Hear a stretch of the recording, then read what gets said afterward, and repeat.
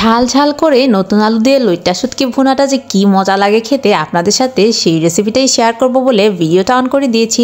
Hello বন্ধুরা, কেমন আছেন সবাই? ডেইলি ব্লগ উইথ কৌশিক থেকে নতুন আরেকটা ভিডিও নিয়ে চলে আসলাম। আজকে আপনাদের সামনে দেখাবো লইট্টা শুটকি দিয়ে কীভাবে নতুন আলু দিয়ে আর টমেটো দিয়ে রান্না করি।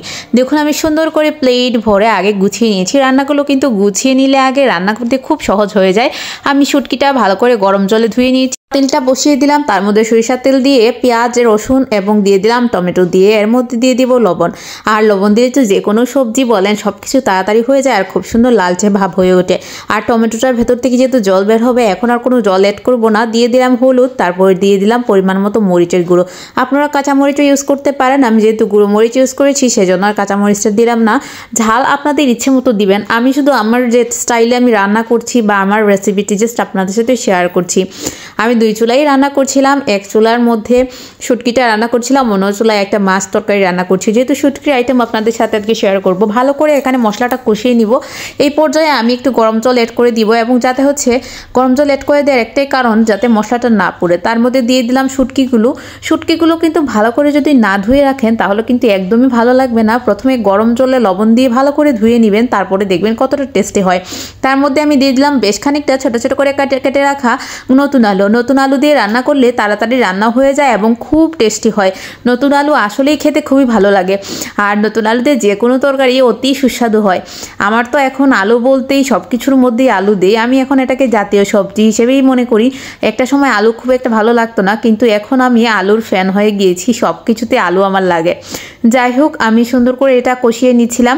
আর যেহেতু নতুন আলু সেটা হতেও বেশি সময় লাগবে না। টমেটো এই পর্যায়ে অ্যাড করে নিব পরিমাণ মতো গরম জল, যাতে হচ্ছে যে আলুটা আছে সেটা সিদ্ধ হয়ে যায়।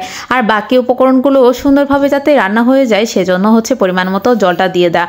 অনেকটাই শুকিয়ে এসেছে, আমি কিন্তু অল্প আছে এটা রান্না করছিলাম। খুব একটা বেশি আগুন দিলে দেখা যাবে যে আলুটা সেদ্ধ হবে না, কিন্তু অন্য উপকরণগুলো পোড়া পোড়া ধরে যাবে। তার জন্য হচ্ছে মিডিয়াম আছে সুন্দর করে এটাকে রান্না করতে হবে, আর খেয়াল রাখতে হবে যে তলানিতে যেন না লাগে। আমি এটাকে একটু মাখা মাখা করবো, সেজন্য দেখুন আমার জলটা টেনে এসেছে এবং অনেক সুন্দর হয়ে গেছে।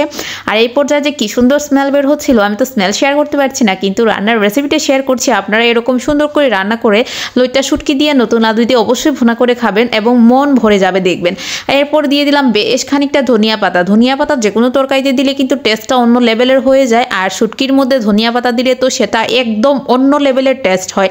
যাই হোক, দেখুন আমার এটা মাখা মাখা হয়ে গিয়েছে, এখন এটা খাবার জন্য একদম রেডি। আমি এখন এটাকে সার্ভ করে দিব এবং আমি সরাসরি চলে যাব গরম ভাতের সাথে খাওয়ার জন্য ডাইনিং টেবিলে নিয়ে যাব। তার আগে অবশ্যই আপনার সাথে শেয়ার করার জন্য বাটি ভর্তি তরকারি নিয়ে চলে আসলাম। দেখুন কি সুন্দর কালারফুল হয়েছে, কি অসাধারণ হয়েছে। আর যদি আপনারা এরকম খান আপনারাও ফ্যান হয়ে যাবেন। রান্না কিন্তু সবাই করতে পারে, কিন্তু সবার হাতের রান্না একরকম টেস্ট না হওয়ার একটাই কারণ হচ্ছে সবাই সব টাইমে একই উপকরণ মিক্সড করে না, কেউ আগে পরে এরকম করে, যার জন্য হচ্ছে এক একজনের রান্নার টেস্ট এক এক রকম হয়। তো অবশ্যই আমার রেসিপিটা ট্রাই করবেন, আর কেমন হয়েছে অবশ্যই কমেন্টে জানাবেন।